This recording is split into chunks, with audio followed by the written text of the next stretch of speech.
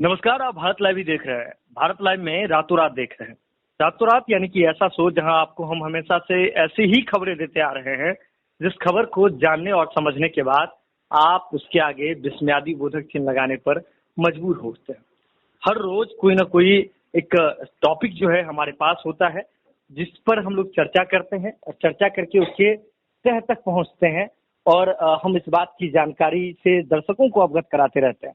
नीतीश कुमार जी दिल्ली में, और दिल्ली में होने के साथ ही नीतीश कुमार जी जब वहां दिल्ली पहुंचे हैं तो वहां किस तरह का गेम हो रहा है ये भी बातें सबको पता है।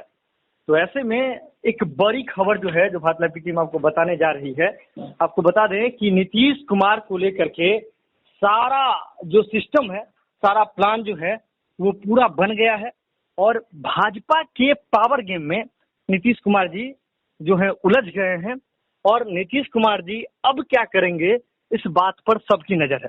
तो हमारे साथ बिहार के जाने माने राजनीतिक विशेषज्ञ बाबा बैठे हुए हैं, तो हम बाबा से ही बातचीत करते हैं। तो बाबा, नीतीश कुमार जी अब क्या करेंगे? सुमन कबीर की एक पंक्ति है जी। कबीरा खड़ा बाजार में मांगे सबकी खैर, ना काहू से दोस्ती ना काहू से बैर। इस पूरे एपिसोड में कहीं ना कहीं आपको एक बात पता चल गई होगी कि बिहार की राजनीति और इस देश की राजनीति में बहुत ज्यादा अंतर है। तो वो अंतर है कि बिहार राजनीति को जन्म देता है और देश उसको एग्जीक्यूट करता है। अब तक यही बात सामने आ रही थी। नीतीश कुमार, जैसा कि हमने पहले भी बताया, कई खबरों में हमने चर्चा किया है कि नीतीश कुमार की रणनीति और राजनीति एक केंद्र बिंदु के सामने घिरी रहती है। उनके केंद्र में होता है सत्ता और कुर्सी। उसके लिए जोड़ तोड़ कैसे करना है, कैसे चीजों को रखना है और क्या उसमें युक्ति लगानी है, इस पर उनका पूरा फोकस रहता है। ये आज से नहीं, पिछले करीब लगभग 20 सालों से चल रहा है। और इस पूरे माहौल में आपने देखा होगा कि सत्ता के केंद्र बिंदु में कहीं ना कहीं नीतीश कुमार रहे, चाहे उनके पास कम हो, सीटें ज्यादा हो या उनके पास कुछ भी नहीं हो, फिर भी वो केंद्र बिंदु में रहते ही हैं। इसके पीछे कारण जानते हैं क्या है? कारण सिर्फ एक है कि निर्विवादित है, उन पर कोई विवाद नहीं है और इसका फायदा वो उठाते हैं। आपने देखा होगा कि जिस दुकानदार की दुकान में उसके भरोसे का सौदा होता है, वहां वो किसी भी तरह का सामान बेचता है तो लोग बड़ा भरोसे के साथ वहां से खरीद के ले आते हैं, उसे कोई मोल जोल नहीं करते हैं। बिल्कुल नीतीश कुमार के लिए भी वही चीजें होती हैं। आपने देखा होगा कि किस तरह से 2020 के चुनाव से पहले उन्होंने एक रणनीति बनाई थी। 2019 में जो रणनीति बनाई थी उससे बिल्कुल उलट रणनीति उनकी 2020 में। 2019 में उनकी रणनीति थी कि 2014 से कैसे पार पाया जाए।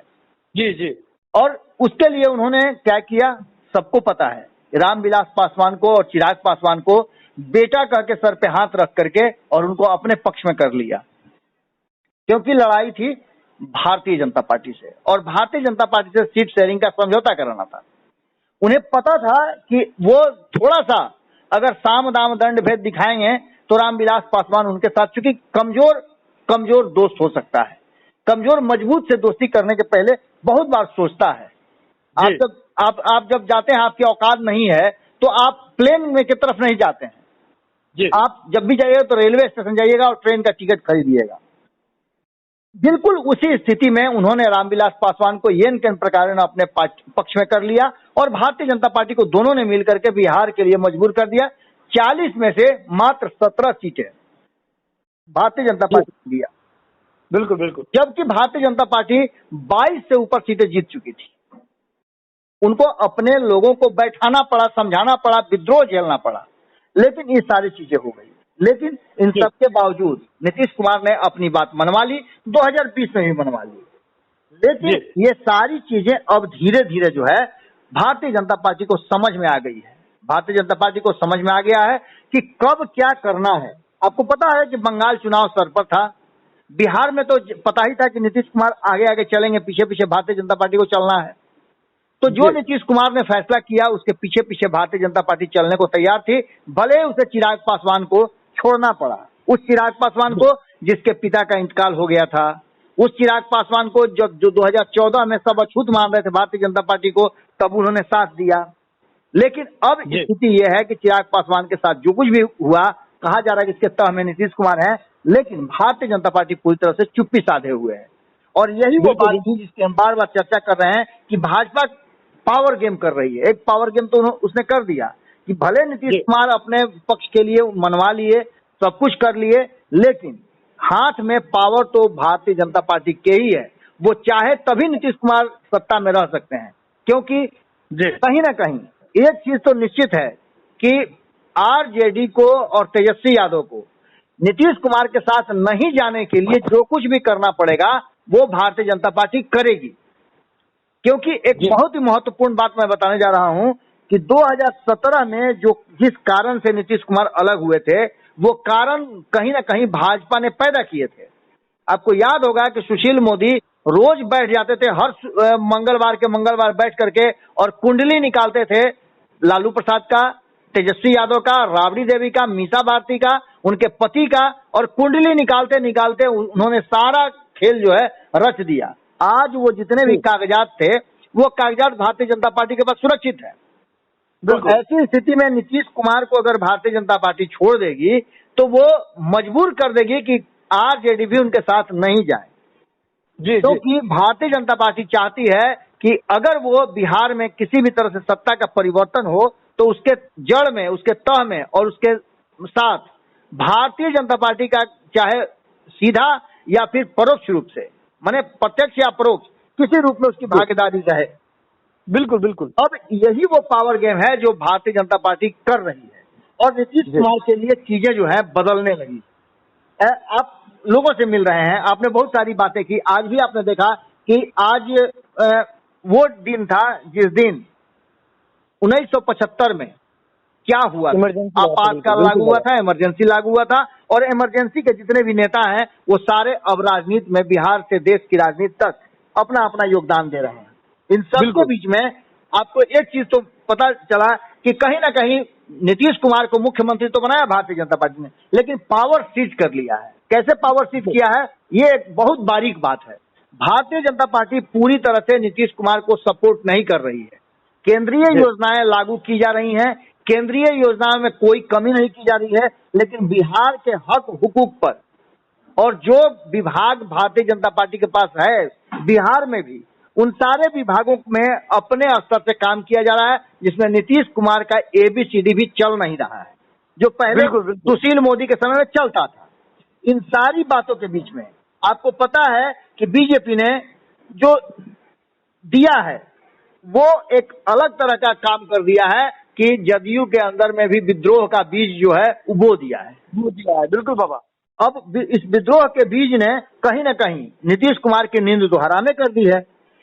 इतना ही बात नहीं है, आपने देखा होगा, आप बहुत करीब से देख रहे हैं, कई लोगों से आप बात किए हैं, RLSP के जो लोग जदयू में शामिल हुए हैं वो भी आपके टच में हैं, और जदयू के लोग तो हैं ही, कई लोगों को हटाया गया है। अब हटाने वालों का नाम आप समझ लीजिए जी, कि जो कभी केंद्र में हुआ करते थे पार्टी के पक्ष को रखने के लिए पूरी मजबूती से, लेकिन भारतीय जनता पार्टी और जदयू में या फिर आरजेडी में भी आप कह लीजिए, पूरी तरह से संवैधानिक स्वतंत्रता आपको नहीं है। आप अपने मन की बात नहीं बोल सकते हैं, आप सही बातों को भी नहीं बोल सकते हैं, और यही हुआ है कई लोगों के साथ। कई लोगों को पद से हटाया गया है, कई लोगों को वंचित कर दिया गया है, और RLSP के अंदर भी एक बड़ा विद्रोह है।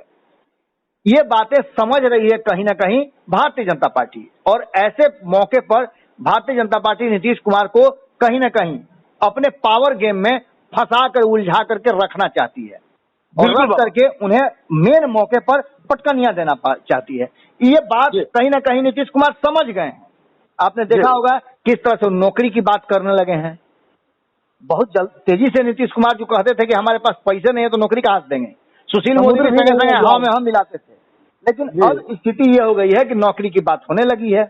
इतना नौकरी इस विभाग में, उतना नौकरी इस विभाग में, डाटा निकलने लगा है, मिले चाहे नहीं मिले, लेकिन सब्ज बाग तो दिखाया ही जा रहा है। उद्योग विभाग का भी आप देख लीजिए, उद्योग में 50% अनुदान मिलने लगा है, 10 लाख रुपया आइए और ले जाइए। भाई सरकार, राज्य का पैसा है, आप ही का पैसा है, ले जाकर लूटिए। 10-10 लाख रुपया दे रहे हैं, अब देंगे कि नहीं देंगे इस बात है, लेकिन नियम तो निकल गया। अब ऐसी स्थिति में ये शगुफा छोड़ दिए। महिलाओं के आरक्षण की बात कर लीजिए, महिलाओं के सशक्तिकरण की बात कर लीजिए, महिलाओं को आप देखिए कि पंचायत में 50% मिल गया, यहाँ तक कि अपने पार्टी के संगठन में भी लगभग 33%। 211 लोगों को जो पदाधिकारी बनाया गया है, मनोनयन किया गया है, उसमें 33% के आसपास महिलाएं हैं जी। तो अब वही एक महिला को निकाला भी गया है, अंजुम आरा, जो कि पार्टी की मुखर अभिव्यक्ति थी, बड़ी अपनी मजबूती से अपनी बात रखती थी, डिवोटी थी पार्टी के प्रति, लेकिन उनको दरकिनार किया गया है। इस तरह की बातें तो होती ही रहती है। इसमें पावर गेम का पता चल रहा है कि एक तरफ जहां Bharatiya Janata party power game कर रही है, वहीं दूसरी तरफ जदयू के अंदर भी पावर सेक्टर में अब डिवीजन हो गया है। पहले नहीं था ये, नीतीश कुमार स्वमेव थे, लेकिन अब कई पावर सेंटर्स हो गए हैं। इन सब बात को लेकर के एक बात तो है कि इन सारी संभावनाओं की समीक्षा हो रही है, और खास करके भारतीय जनता पार्टी को जो आरएसएस का फीडबैक मिलता है वो ज्यादा महत्वपूर्ण होता है। कहा यह जा रहा है कि नीतीश कुमार जिस तरह की तैयारी कर रहे हैं वो कहीं ना कहीं आप मान के चलिए कि उत्तर प्रदेश चुनाव से पहले बड़ा झटका दे देंगे। इसलिए उससे पहले भारतीय जनता पार्टी चाहती है कि पावर गेम में फंसा करके नीतीश कुमार के लिए सारे रास्ते चौक कर दें, चौराहे पर नीतीश कुमार को खड़ा करके चारों तरफ से नाकाबंदी कर दें, जिससे कि नीतीश कुमार के पास निकलने का कोई रास्ता नहीं रहे। आप देखते होंगे कि तेजस्वी यादव के चेहरे पर थोड़ा सा रौनक आया है।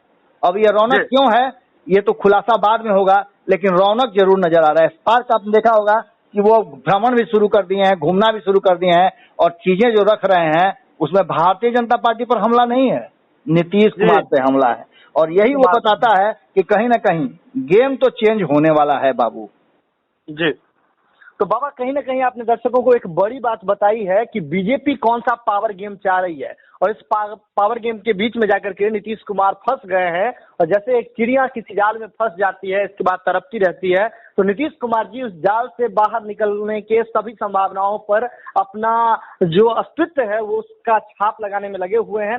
लेकिन कहीं ना कहीं जो बात आपने एक और बड़ी बात कही तेजस्वी यादव के चेहरे पर रौनक को लेकर के, इसके बाद तेजस्वी यादव भी जमीन का दौरा करना शुरू कर दिए हैं, जमीन तलाशने लगे हैं अपने विधानसभा में जा करके, और उनका जो एक स्टैंड रहता था हमेशा बीजेपी के खिलाफ में जा करके, उसमें थोड़ा उसके रुख में बदलाव आया है। वो सारा फोकस नीतीश कुमार पर शिफ्ट हो गया है। और एक और बड़ी बात हुई थी, भले ही जो आप व्यंग्यात्मक तरीके से ही कह लें, लेकिन आज राजद ने भाजपा के लिए वोट भी मांगी है। तो कहीं ना कहीं इशारे बहुत हैं बिहार की राजनीति में, और सभी इशारे जो हैं एक जगह जाकर के जब केंद्रित होंगे तो बिहार में एक बड़ा विस्फोट होने वाला है। सुमन कबीर से शुरू किया था मैंने, और कबीर से ही खत्म करूंगा। उसके बाद आप अपना जो भी बात करना हो भारत लाइव के दर्शकों से करिएगा कि कबीरा खड़ा बाजार में लिए लुकाठी हाथ, जो घर फूके आप ना चले हमारे साथ। इसी कबीर के दो बहुत सारा मर्म छुपा हुआ है बिहार की राजनीति का, तो ये दर्शक जानते हैं, भारत लाइव के दर्शक सजग हैं। अगर आपने इस खबर को देख लिया तो जरूर करने की, शेयर करके अन्य लोगों तक पहुंचाने की। बहुत बहुत धन्यवाद। अगर ये वीडियो पसंद आई और वह बिहार के राजनीति और बिहारियत से सरोकार रखेनी तो सब्सक्राइब बटन दबा के चैनल के सब्सक्राइब कर ली। ओजे एगो घंटी बा, ओकरा बटन दबा देला से कुल सटीक और मारक खबर रुआ मुफ्त में मिल जाई। अगर रुआ पत्रकारिता के हमनी के नया प्रयोग में सहयोग कर चाहतानी तो ज्वाइन बटन दबा दी। पेटीएम नंबर नोट कर ली 9386816700। धन्यवाद।